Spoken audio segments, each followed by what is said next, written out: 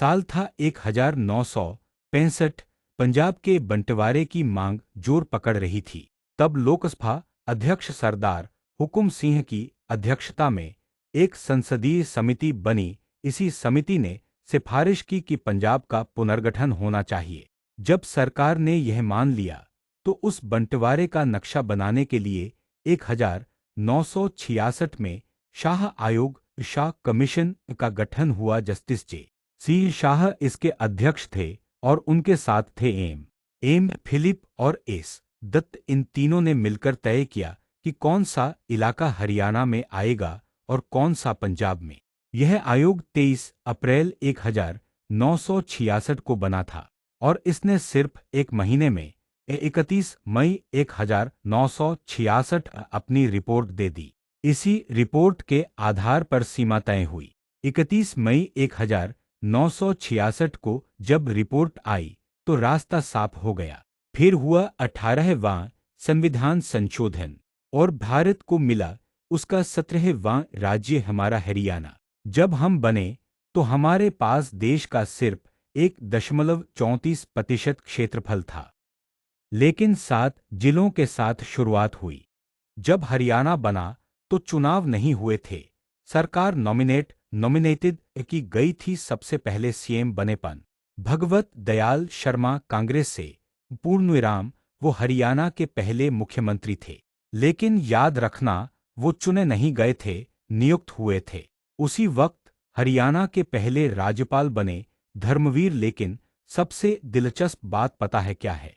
हरियाणा की पहली विधानसभा की अध्यक्ष बनी शन्नो देवी। और ये कोई आम बात नहीं थी। शन्नो देवी भारत की किसी भी राज्य विधानसभा की पहली महिला अध्यक्ष बनी थी। यह हरियाणा के लिए गर्व की बात थी। लेकिन असली सियासत शुरू हुई 1967 में। हरियाणा के पहले निर्वाचित इलेक्टेड मुख्यमंत्री बने राव बीरेंद्र सिंह। उन्होंने विशाल हरियाणा पार्टी बनाई थी।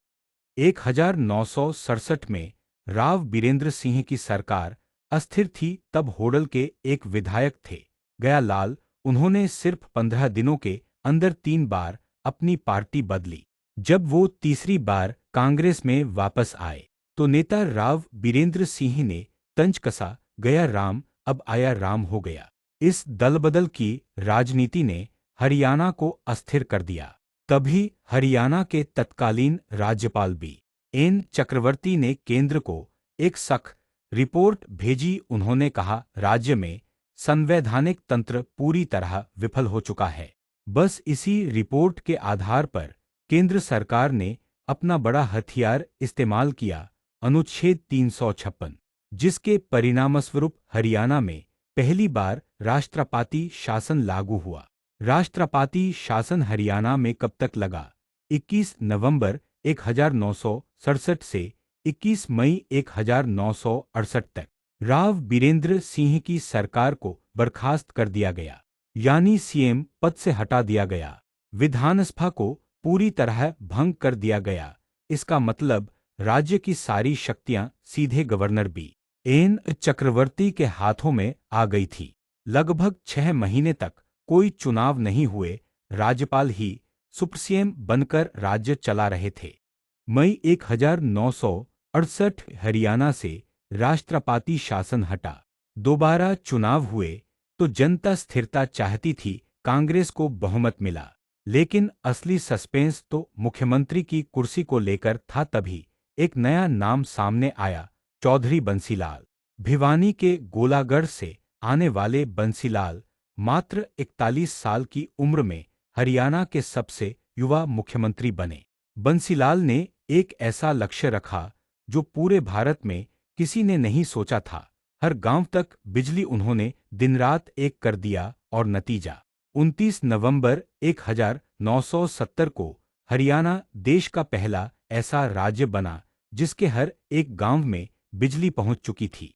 उसी वक्त कुरुक्षेत्र के उचानी गांव में खुद प्रधानमंत्री इंदिरा गांधी ने आखिरी खंभा गाड़कर इस जीत का जश्न मनाया था। सिर्फ बिजली ही नहीं, सड़कों का जाल और नहरों का विस्तार। हरियाणा अब पिछड़ा नहीं, प्रगतिशील बन रहा था।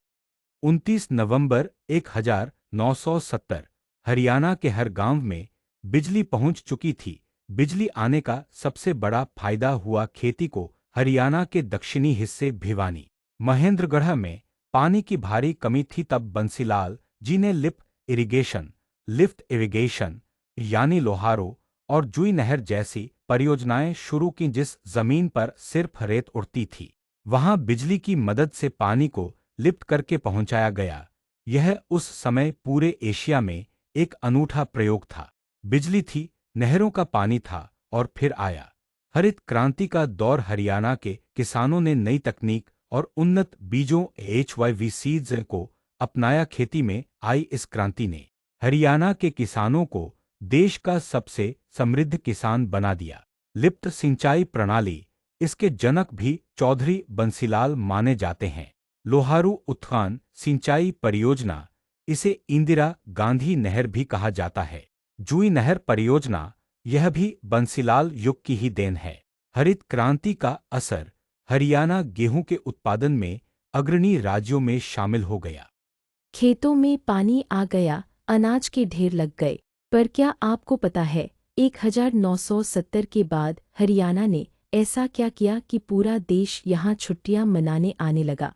आज की कहानी है हरियाणा को टूरिज्म हब बनाने वाले उस अनोखे विजन की। बंसीलाल जी ने देखा कि दिल्ली से अमृतसर या दिल्ली से जयपुर जाने वाले लोग हरियाणा के रास्तों से गुजरते हैं, पर रुकते नहीं। तब उन्होंने जन्म दिया हाईवे टूरिज्म के कॉन्सेप्ट को। सड़कों के किनारे ऐसे शानदार मोटल्स और रिसॉर्ट्स बनाए गए जो आज भी मिसाल हैं। और सबसे दिलचस्प बात, इन सब का नाम रखा गया पक्षियों के नाम पर, जैसे नीलकंठ स्काईवार्क, किंगफिशर पूर्णविराम, सोहना का गर्म पानी का चश्मा हो, पिंजौर का गार्डन या फरीदाबाद की सूरजकुंड झील। हरियाणा ने अपनी बंजर जमीन को पिकनिक स्पॉट में बदल दिया। 1 सितंबर 1974 को हरियाणा पर्यटन निगम की स्थापना हुई। आपको जानकर हैरानी होगी कि हरियाणा भारत का ऐसा राज्य बना जिसने सबसे पहले फार्म टूरिज्म की शुरुआत की और अपने हर छोटे शहर को टूरिज्म से जोड़ा। लोगो और पक्षी, हरियाणा टूरिज्म का लोगो क्या है? मोर/पीकॉक पूर्णविराम। 1975 में जब देश में आपातकाल इमरजेंसी लगा, तब इंदिरा गांधी ने बंसीलाल जी को केंद्र में बुला लिया। उन्हें भारत का रक्षा मंत्री, डिफेंस मिनिस्टर बनाया गया। हरियाणा की कमान उन्होंने बनारसी दास गुप्ता को सौंप दी। 1977 में जब चुनाव हुए तो जनता ने बदलाव चुना। बंसीलाल जी की जगह चौधरी देवीलाल, जिन्हें लोग प्यार से ताऊ कहते हैं, मुख्यमंत्री बने। ताऊ देवीलाल ने नारा दिया, लोकराज लोकलाज से चलता है। एक ओर जहां बंसीलाल जी का फोकस इंफ्रास्ट्रक्चर, बिजली, सड़क, नहरें पर था, देवीलाल जी का फोकस सीधा किसान और गरीब पर था। उन्होंने बुढ़ापा पेंशन और किसान कर्जा माफी जैसी योजनाओं की नींव रखी। याद रखें, हरियाणा में बुढ़ापा पेंशन शुरू करने वाले कौन थे? जवाब है चौधरी देवीलाल। अगले भाग में हम ताऊ के उन फैसलों को जानेंगे जिसने उन्हें किंगमेकर बना दिया। ताऊ देवीलाल का 1977 से 1979 तक का उनका मुख्यमंत्री का कार्यकाल हरियाणा के इतिहास में गरीबों और किसानों के स्वर्ण युग की शुरुआत माना जाता है। मुख्यमंत्री बनते ही 1977 के आखिर और 1978 की शुरुआत में उन्होंने सबसे पहले सहकारी बैंकों के उन छोटे किसानों और भूमिहीन मजदूरों के कर्ज माफ किए जो उसे चुकाने में बिल्कुल असमर्थ थे। अगर परीक्षा में सवाल आता है कि सबसे बड़ी और प्रसिद्ध कर्ज माफी कब हुई, तो उसका जवाब 1987 होगा, जब वह 1987 में दोबारा भारी बहुमत से जीतकर आए। तो उन्होंने अपनी पहली ही कैबिनेट मीटिंग में 227 करोड़ रुपये के कर्ज माफ करने का ऐलान किया था। उन्होंने काम के बदले अनाज जैसी योजनाएं शुरू की ताकि विकास भी हो और किसी का पेट भी खाली न रहे। वो गांवों में जाकर खुद देखते थे कि सरकारी पैसा सही जगह पहुंच रहा है या नहीं।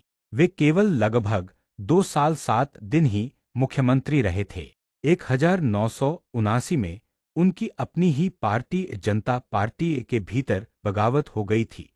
उस समय चौधरी भजनलाल ने एक बहुत बड़ा राजनीतिक दांव खेला और देवीलाल जी की सरकार गिरा दी। इसके बाद भजनलाल मुख्यमंत्री बने और वह 1986 तक इस पद पर रहे।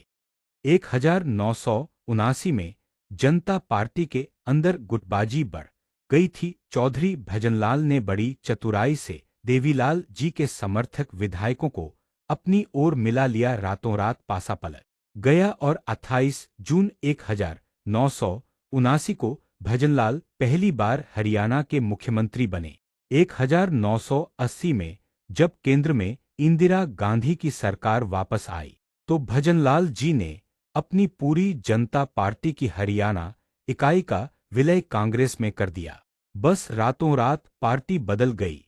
इसी राजनीतिक कौशल की वजह से उन्हें राजनीति का चाणक्य माना जाने लगा। मई 1982 में हरियाणा में नवचुनाव हुए। इन चुनावों के बाद किसी को पूर्ण बहुमत नहीं मिला था, लेकिन भजनलाल जी ने अपनी राजनीतिक चतुराई से फिर से सरकार बना ली और दोबारा मुख्यमंत्री पद की शपथ ली। उनका यह दूसरा कार्यकाल 1987 तक चलना चाहिए था, लेकिन जून 1986 में केंद्र की राजनीति SYL मुद्दा के कारण उन्होंने इस्तीफा दे दिया और केंद्र में मंत्री बन गए। उनकी जगह बंसीलाल मुख्यमंत्री बनकर आए। भजनलाल ने हरियाणा को फैक्ट्रियों और इंडस्ट्री का हब बनाया, पानी के हक के लिए SYL मुद्दे को आगे बढ़ाया, राज्य में सड़कों और आधुनिक बिजली के ढांचे को बहुत मजबूत किया। जून 1986 में भजनलाल जी ने इस्तीफा दिया और केंद्र में मंत्री बन गए। उनकी जगह बंसीलाल को वापस मुख्यमंत्री बनाया गया। यह उनका तीसरा कार्यकाल था, लेकिन यह बहुत छोटा रहा, सिर्फ 1 साल का पूर्णविराम। 1987 में ताऊ देवीलाल दोबारा मुख्यमंत्री बने। मुख्यमंत्री बनते ही उन्होंने किसानों का कर्ज माफ करने का अपना वादा पूरा किया और उन्होंने ही हरियाणा में सबसे पहले 100 की बुढ़ापा पेंशन योजना शुरू की थी, जिसने उन्हें पूरे भारत में जननायक बना दिया। देवीलाल जी ने 1989 में ही मुख्यमंत्री की कुर्सी छोड़ दी थी। 1989 में देश में लोकसभा चुनाव हुए। ताऊ देवीलाल की लोकप्रियता इतनी बढ़ गई थी कि उन्हें देश का किंगमेकर कहा जाने लगा। जब केंद्र में VP सिंह की सरकार बनी तो ताऊ देवीलाल को देश का उप प्रधानमंत्री डेप्यूटी प्राइम मिनिस्टर चुना गया। देश की सेवा करने के लिए उन्होंने हरियाणा के मुख्यमंत्री का पद छोड़ दिया और दिल्ली चले गए। जब देवीलाल जी दिल्ली गए तो उन्होंने मुख्यमंत्री की कुर्सी अपने बड़े बेटे ओम प्रकाश चौटाला को सौंप दी। कर्ज माफी और बुढ़ापा पेंशन, ये दोनों आपके परीक्षा के लिए सबसे जरूरी पॉइंट्स हैं। 1989 में जब ताऊ दिल्ली गए तो हरियाणा की कमान मिली ओम प्रकाश चौटाला को, लेकिन उनका यह सफर विवादों से भरा रहा। महम कांड और पार्टी की अंदरूनी कलह ने हालात ऐसे बना दिए कि हरियाणा में बार बार मुख्यमंत्री बदले गए। 1989 से 1991 के बीच ओम प्रकाश चौटाला, बनारसी दास गुप्ता और मास्टर हुकम सिंह मुख्यमंत्री रहे। पार्टी के अंदर इतनी खींचतान और विवाद बढ़ गए कि आखिर में 6 अप्रैल 1991 को हरियाणा में राष्ट्रपति शासन प्रेसिडेंट्स रूल लगाना पड़ा। यह हरियाणा के इतिहास का तीसरा और आखिरी राष्ट्रपति शासन था। तीसरा राष्ट्रपति शासन हटने के बाद भजनलाल जी फिर से मुख्यमंत्री बनकर लौटे थे। साल आता है 1991। जब राष्ट्रपति शासन खत्म हुआ तो हरियाणा की जनता ने एक बार फिर कांग्रेस पर भरोसा जताया और सत्ता की चाबी सौंपी राजनीति के चाणक्य चौधरी भजनलाल को। भजनलाल जी मुख्यमंत्री बने। इस दौरान उन्होंने 2 बड़े काम किए। एक, इनके समय में ही हरियाणा में 22 अप्रैल 1994 को हरियाणा पंचायती राज अधिनियम लागू हुआ था। यह सवाल अक्सर एग्जाम में आता है। पूर्णविराम। दो, इन्होंने गुरुग्राम को मिलेनियम सिटी बनाने की जो नींव पहले रखी थी उसे इस दौर में और मजबूत किया। अब 1996 के चुनाव करीब थे और तब चौधरी बंसीलाल ने एक ऐसा दांव खेला जिसने पूरे हरियाणा की महिलाओं को अपनी ओर कर लिया। बंसीलाल जी ने वादा किया कि अगर उनकी सरकार बनी तो वो हरियाणा में शराब बंद कर देंगे। बंसीलाल जी ने कांग्रेस छोड़कर अपनी नई पार्टी हरियाणा विकास पार्टी बनाई थी और लड़के लड़की के चुनावी चिन्ह पर चुनाव लड़ा। शराबबंदी के वादे ने काम किया और बंसीलाल जी 1 जुलाई 1996 को फिर से मुख्यमंत्री बने। मुख्यमंत्री बनते ही उन्होंने हरियाणा में 1 जुलाई 1996 पूर्ण शराबबंदी लागू कर दी। हालांकि घाटे की वजह से इसे 1998 में हटाना पड़ा था। पूर्णविराम।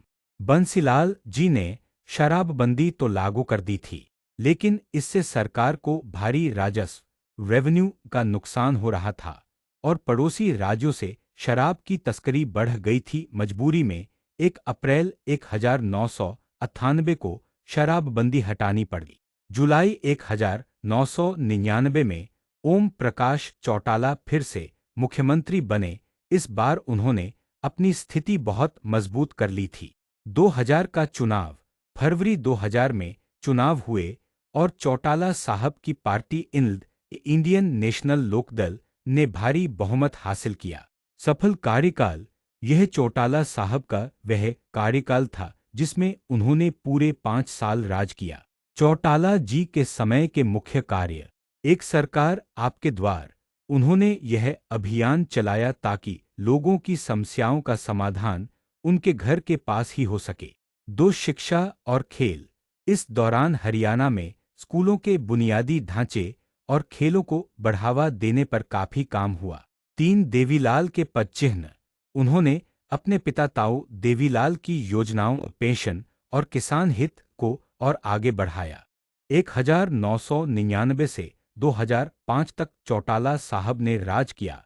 इनके कार्यकाल में चौधरी देवीलाल यूनिवर्सिटी सीडीएलयू की 2003 में सिरसा में इसकी स्थापना हुई, जो आज भी परीक्षा में पूछी जाती है। 2005 के चुनाव में कांग्रेस की भारी लहर थी। कांग्रेस ने 90 में से 67 सीटें जीती। सबको लगा कि मुख्यमंत्री भजनलाल बनेंगे, लेकिन दिल्ली हाईकमान ने सबको चौंकाते हुए भूपेंद्र सिंह हुड्डा के नाम पर मुहर लगा दी।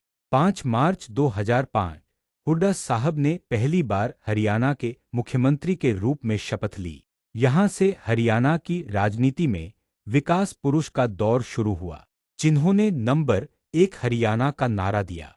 यह हुड्डा सरकार की सबसे बड़ी पहचान बनी। उन्होंने खिलाड़ी नीति 2005 शुरू की। पदक लाओ पद पाओ।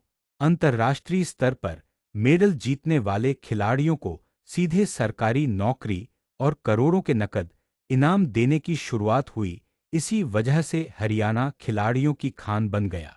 भूपेंद्र सिंह हुड्डा हरियाणा के पहले ऐसे मुख्यमंत्री बने जिन्होंने लगातार 9 साल 235 दिन 2005 से 2014 तक शासन किया। 2005 में मुख्यमंत्री बनते ही भूपेंद्र सिंह हुड्डा ने हरियाणा की तस्वीर बदलनी शुरू की। एक उत्तर भारत का पहला महिला विश्वविद्यालय 2006 सोनीपत के खानपुर कला में भगत फूल सिंह महिला विश्वविद्यालय की स्थापना हुई। यह महिला सशक्तिकरण की दिशा में बहुत बड़ा कदम था। 2 SC/SC छात्रों के लिए वजीफा योजना। सरकारी स्कूलों में पढ़ने वाले अनुसूचित जाति के बच्चों के लिए मासिक वजीफा स्कॉलरशिप शुरू किया गया ताकि वे पढ़ाई न छोड़ें।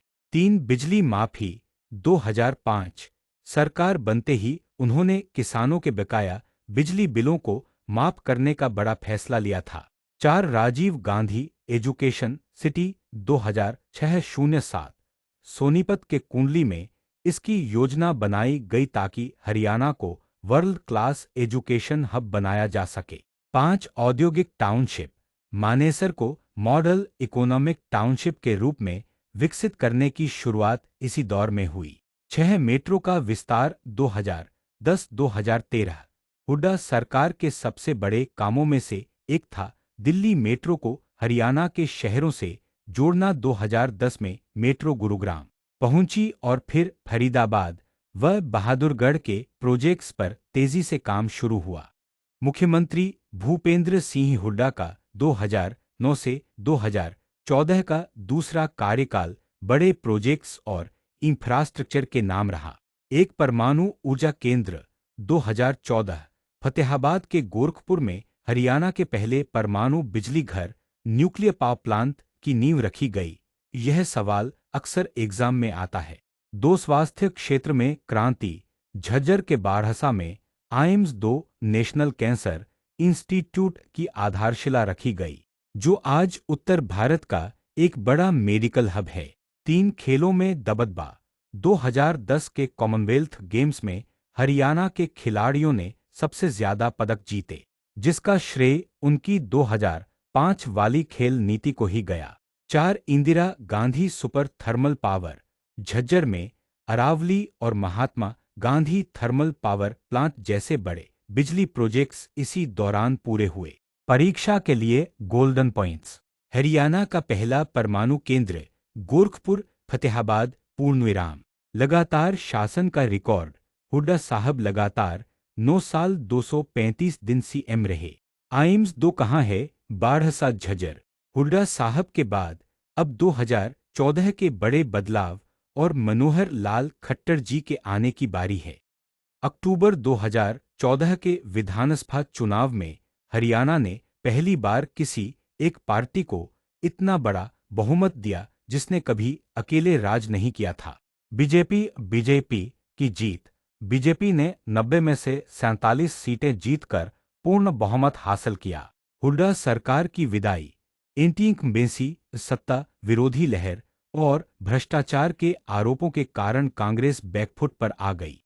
जैसे 2005 में हुड्डा साहब का नाम अचानक आया था, वैसे ही 2014 में मनोहर लाल खट्टर का नाम सामने आया। वह हरियाणा के पहले गैरजाट मुख्यमंत्री बने लगभग 18 साल के लंबे अंतराल के बाद। पूर्णविराम। 26 अक्टूबर 2014 पंचकूला के मेला ग्राउंड में उन्होंने मुख्यमंत्री पद की शपथ ली। आते ही उन्होंने व्यवस्था परिवर्तन का नारा दिया। बेटी बचाओ बेटी पढ़ाओ। 22 जनवरी 2015 प्रधानमंत्री मोदी ने इस ऐतिहासिक अभियान की शुरुआत हरियाणा के पानीपत से की, क्योंकि उस समय हरियाणा का लिंगानुपात सेक्स रेशियो सबसे कम था। शिक्षित पंचायत। हरियाणा देश का ऐसा राज्य बना जहां पंचायत चुनाव लड़ने के लिए शैक्षणिक योग्यता एजुकेशन अनिवार्य कर दी। खट्टर सरकार के 10 सालों के महत्वपूर्ण कार्य। रक्षाबंधन के अवसर पर 29 अगस्त 2015 राज्य के सभी जिलों में एक साथ महिला पुलिस थानों की शुरुआत की गई। महिलाओं की सुरक्षा के लिए दुर्गा शक्ति ऐप लॉन्च किया गया और दुर्गा शक्ति वाहिनी विशेष पुलिस दस्ता का गठन हुआ। हरियाणा ने पंचायती राज के लिए न्यूनतम शैक्षणिक योग्यता जनरल के लिए 10वीं पास, महिलाओं/एससी के लिए 8वीं पास अनिवार्य की। ऐसा करने वाला हरियाणा देश का दूसरा राज्य बना। 8 अंकों का एक यूनिक फैमिली आईडी कार्ड अनिवार्य किया गया, जिससे सरकारी योजनाओं का लाभ सीधे पात्र परिवारों को मिले। सुपर 100 योजना। सरकारी स्कूलों के होनहार बच्चों को जेईई और नीट जैसी परीक्षाओं की मुफ्त कोचिंग देने के लिए यह बेहतरीन योजना शुरू की गई। आयुष्मान भारत योजना का दायरा बढ़ाकर हरियाणा में इसे चिरायु नाम दिया गया, जिसके तहत गरीब परिवारों को 5 लाख तक का मुफ्त इलाज मिलता है। ओलंपिक और अंतर्राष्ट्रीय खेलों में मेडल विजेताओं के लिए इनामी राशि को देश में सबसे ज्यादा, ओलंपिक गोल्ड के लिए 6 करोड़ बनाए रखा। साथ ही पदक विजेताओं के लिए पेंशन योजना शुरू की। मनोहर लाल खट्टर के और महत्वपूर्ण कार्य इस प्रकार हैं। मुख्यमंत्री विवाह शगुन योजना। इसके तहत बीपीएल परिवारों की बेटियों की शादी में 71,000 रुपये तक की आर्थिक मदद दी जाती है। विधवा पेंशन योजना। इसमें एक 800 रुपये से बढ़ाकर 500 रुपये प्रति माह विधवा पेंशन कर दी गई है। दीनदयाल उपाध्याय अंत्योदय योजना DUAY, इसके तहत गरीब परिवारों को स्वरोजगार के लिए लोन दिया जाता है। मुख्यमंत्री बागवानी बीमा योजना, इसमें बागवानी फसलों के नुकसान पर बीमा कवर दिया जाता है। प्रधानमंत्री आवास योजना, इसके तहत शहरी क्षेत्रों में गरीबों को घर दिया जाता है। इसके अलावा मेरा पानी मेरी विरासत योजना मई 2020 में शुरू हुई थी। धान की खेती की जगह कम पानी लेने वाली फसलों को बढ़ावा देना, किसानों को प्रोत्साहन राशि देना। डायल 112 सेवा, पुलिस, एम्बुलेंस और फायर ब्रिगेड की मदद के लिए पूरे राज्य में एक ही इमरजेंसी नंबर 112 शुरू किया गया। इसके तहत पंचकूला में एक बड़ा स्टेट लेवल सेंटर बनाया गया और पुलिस की गाड़ियां इनव हर ब्लॉक में तैनात की गईं ताकि सूचना मिलते ही 15-20 मिनट में पुलिस पहुंच सके। 12 मार्च 2024 की सुबह अचानक खबर आई कि मुख्यमंत्री मनोहर लाल खट्टर और उनकी पूरी कैबिनेट ने इस्तीफा दे दिया है। इसके पीछे दो मुख्य वजहें थीं। जेजेपी से गठबंधन टूटा, बीजेपी और दुष्यंत चौटाला की पार्टी जेजेपी के बीच लोकसभा सीटों के बंटवारे को लेकर सहमति नहीं बनी, जिससे 4.5 साल पुराना गठबंधन टूट गया।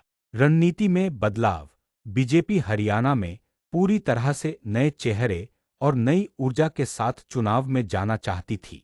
खट्टर साहब के इस्तीफे के तुरंत बाद कुरुक्षेत्र से सांसद और हरियाणा बीजेपी के प्रदेश अध्यक्ष नायब सिंह सैनी को नया मुख्यमंत्री चुना गया। 12 मार्च 2024 को शपथ, उन्होंने उसी शाम हरियाणा के नए मुख्यमंत्री के रूप में शपथ ली। ओबीसी उपकार, नायब सिंह सैनी ओबीसी समुदाय से आते हैं। बीजेपी ने यह कदम गैरजाट और ओबीसी वोट बैंक को मजबूत करने के लिए उठाया था। खट्टर साहब का रोल बदला, मनोहर लाल खट्टर को केंद्र की राजनीति में भेजा गया, जहां उन्होंने करनाल से लोकसभा चुनाव जीता और बाद में केंद्रीय कैबिनेट में मंत्री बने। नायब सिंह सैनी सरकार के सबसे महत्वपूर्ण कार्य 2024 से अब तक। हैप्पी योजना, पूरा नाम हरियाणा अंत्योदय परिवार परिवहन योजना, जिन परिवारों की सालाना आय 1 लाख से कम है, उनके हर सदस्य को हरियाणा रोडवेज की बसों में हर साल 1,000 किलोमीटर मुफ्त यात्रा का कार्ड दिया गया। मुफ्त प्लॉट और रजिस्ट्री, मुख्यमंत्री ग्रामीण आवास योजना के तहत गरीब और भूमिहीन परिवारों को 100 गज के मुफ्त प्लॉट दिए गए और उनके हाथों हाथ कागजात रजिस्ट्री सौंपे गए।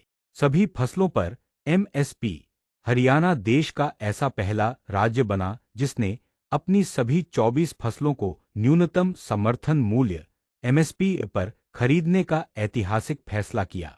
अग्निवीरों के लिए बड़ा तोहफा, हरियाणा के जो युवा अग्निवीर बनकर सेवा देकर लौटेंगे, उन्हें हरियाणा पुलिस, माइनिंग गार्ड और जेल वार्डन की भर्तियों में 10% का सीधा आरक्षण और आयु सीमा में 3 साल की छूट देने का कानून बनाया। सरपंचों की पावर बढ़ाई, ग्राम पंचायतों को मजबूत करने के लिए बिना ईटेंडरिंग के सरपंचों द्वारा करवाए जाने वाले विकास कार्यों की लिमिट को 5 लाख से बढ़ाकर सीधा 21 लाख कर दिया। और यहाँ पर ख़त्म होती है हमारी हरियाणा की पॉलिटी। हरियाणा बनने से लेकर आज तक का सफ़र यहीं पर ख़त्म हुआ। नेक्स्ट सीरीज किस पर चाहते हो आप बताएं।